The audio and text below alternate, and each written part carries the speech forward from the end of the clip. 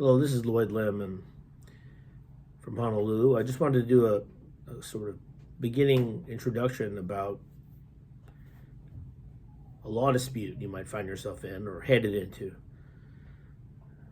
But I don't want to talk about how to file this or what constitutional right due process this or that or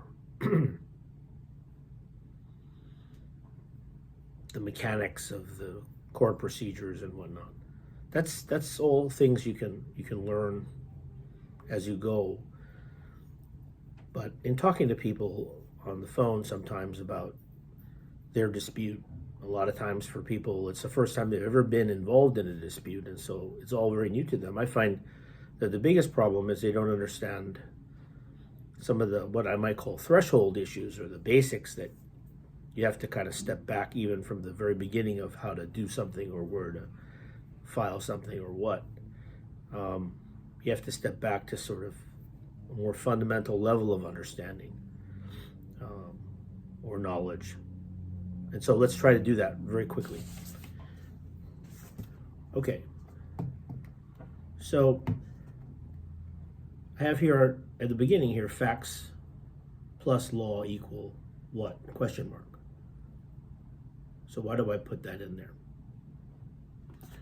Okay, so you might look up a law or a rule and you might say, well, it says right here, but the law is never enough by itself. And you have to apply the law to the facts that are present in the case, and it's in the navigation between the facts and the law that you come to a legal conclusion. So if you talk to a lawyer or anybody else and they're giving you conclusions and they don't know the facts, that's not very credible. And it couldn't possibly be legal advice in that sense of any credible legal advice. But you have to be careful yourself because although you may have your version of the facts in your head, the other party may have other facts that you either don't know or they might see it differently. So one of the biggest parts of this law dispute is going to be having people figure out what the facts are and then applying the law to them. And it's only then that you really can come to a legal conclusion. If you're missing certain key facts, the legal conclusion may come out very differently. So what's the second thing I've got on here? Make a timeline. That's something I tell everybody who I talk to about their dispute, because a lot of times it's helpful to get a sense of what you have documentation for and what you don't, and making a timeline is one way of doing that. But it's also very important to get a sense of the order in which things happen, because memory is sometimes tricky and it's easy to misremember the precise order in which things happened. And that can be quite important to the legal result.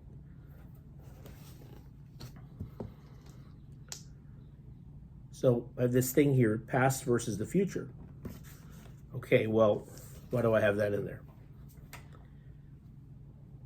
Some of you may have seen the movie Minority Report, which is about this idea of pre-crime, where they create this system that will stop criminals before they actually do something.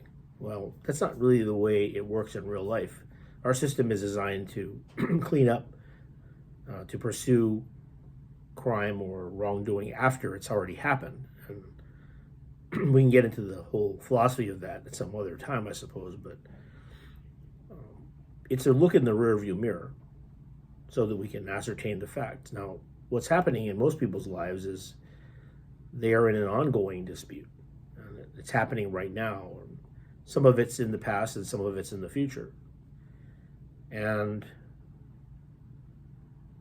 while it's a good idea to prepare yourself and learn, applicable rules, and I think I recommend that, you can't totally anticipate the future and borrowing trouble and worrying about the future when there may be, 50 possible timelines or 100 possible timelines. You don't know which one's going to happen. And trying to anticipate too much in the future is a problem. So you do have to distinguish what has already happened,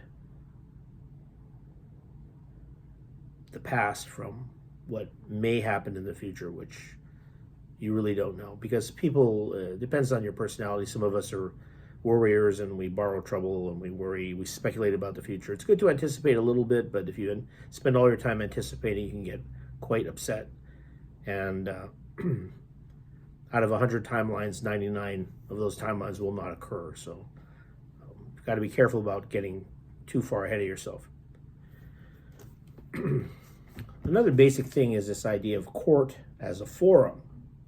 Right. Now, why do I say that? It's because a lot of our society in America is so sophisticated, at least from the business standpoint of delivering services and products in a near instantaneous fashion, that we tend to think of everything in a kind of, we have an instant gratification expectation.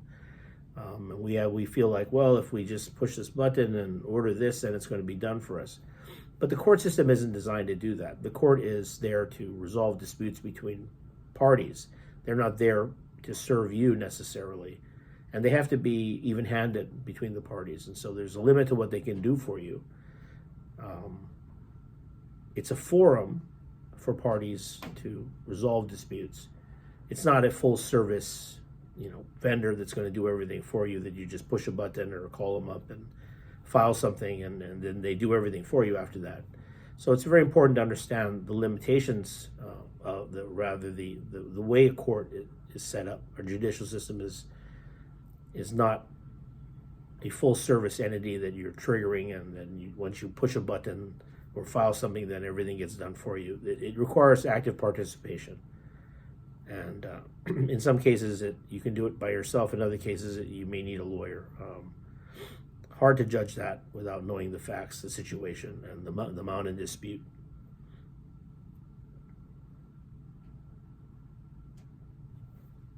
But that's just an expectation that I think it's important to set up in the beginning. And the final thing here is, get the reflection away here, is research. Because you're going to want to do some preliminary research. And as you go through the process, you'll do more research. And fortunately, we have the tools now to do that. Much more than we did in the past. In the distant past, is a lot harder to do research, find things out. But basically, I have this thing GNP here. There are three basic places you're going to find possible help. You may find help. One is the government.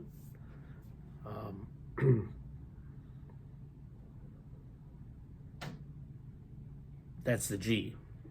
The N is nonprofits. There's sometimes nonprofits out there that may be helpful in your situation. And the third is P, private, maybe private sector solutions.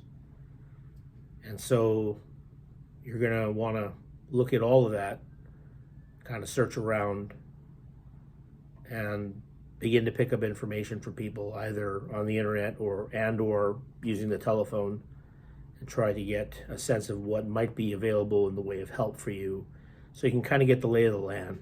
That's the preliminary part of it. And you'll be doing research on a going forward basis. So this is kind of what I would consider, even before we get to Law 101, we have to kind of understand, we have to have realistic expectations about some of the fundamental things that we're going to be dealing with and going to have to do. Although disputes are stressful and slow, and therefore that stress goes on for a long time,